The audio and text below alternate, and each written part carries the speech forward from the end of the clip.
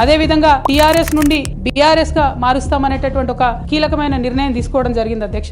ఆనాడు కూడా ఆ మీటింగ్ నేను అటెండ్ అవ్వలేదు అధ్యక్ష. నేను ఒప్పుకోలేదు, ఈ పేరు మార్పుకు ఒప్పుకోలేదు, నేషనల్ పాలిటిక్స్ లోకి వెళ్ళడం కూడా నేను ఒప్పుకోలేదు అధ్యక్ష. అంటే ఒక మాట అధ్యక్ష, ఇట్లాంటి హౌస్ లో చెప్పొచ్చో లేదో కానీ తెలంగాణలో ఏం పీక్ కట్టలు కట్టినామని నేషనల్ పోయి చేస్తాం అధ్యక్ష. మనం ఎన్ని పనులు మిగిలినాయి అధ్యక్ష తెలంగాణలో చేయాల్సినవి? 2 పెద్ద రివర్స్ లో, ఒక పక్క గోదావరి, ఇంకో పక్క కృష్ణ, 1,89,000 కోట్లు ఖర్చు పెట్టినాం అధ్యక్ష.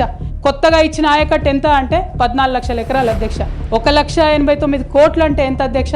1,00,000 కోట్లు ఖర్చు పెడితే 20 లక్షల మంది పేద ప్రజలకు ఇంటికి 5 లక్షలు వేసుకున్నా 20 లక్షల మందికి పేద ప్రజలకు ఇల్లు ఇవ్వచ్చు అధ్యక్ష మనం.